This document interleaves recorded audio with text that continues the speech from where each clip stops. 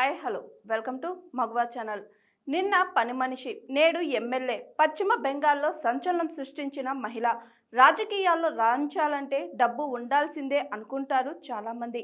కానీ ఆ అభిప్రాయం తప్పని నిరూపించుకుంది ఒక పేద మహిళ.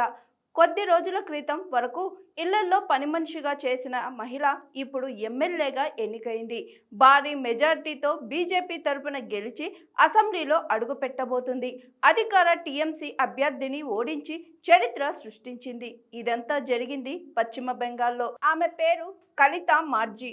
ఆమె తాజాగా హౌస్ గ్రామ నియోజకవర్గం నుంచి బీజేపీ తరపున ఎమ్మెల్యేగా గెలిచారు.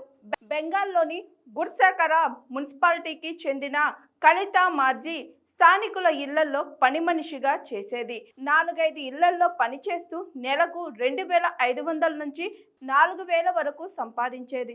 ఆమె భర్త ఒక పైప్ మెకానిక్. వీరికి 8వ తరగతి చదివే బాబు ఉన్నాడు. కలితాకు రాజకీయాలంటే ఆసక్తి.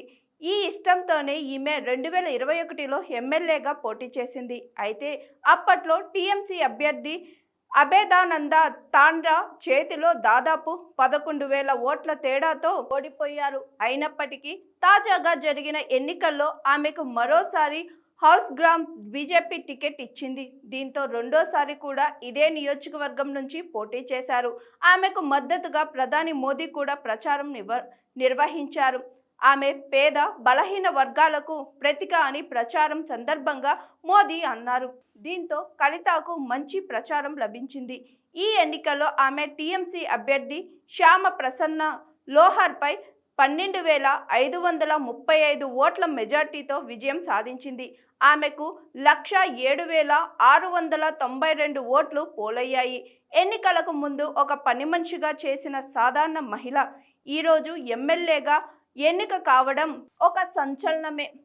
పశ్చిమ బెంగాల్లో సంచలనం విజయం సాధించిన సంగతి తెలిసిందే.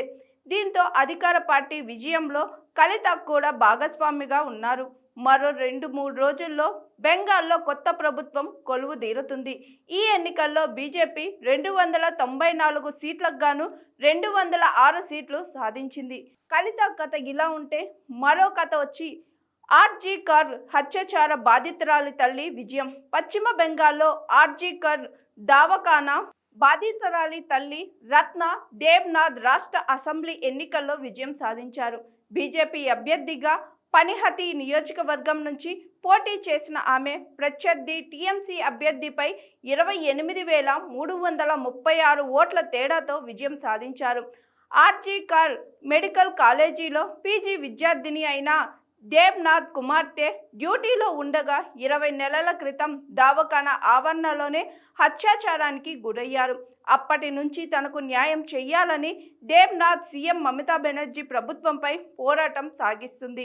ఒక మహిళ ముఖ్యమంత్రిగా ఉన్న రాష్ట్రంలోనే మహిళలకు న్యాయం జరగడం లేదని ఆమె తీవ్ర ఆరోపణలు చేసింది. ఇటీవల ఎన్నికల ప్రచారంలో కూడా ఆమె అనుచిత పదజాలంతో సీఎం మమతాను దూషించారని టీఎంసీ ఎన్నికల సంఘానికి ఫిర్యాదు కూడా చేశారు.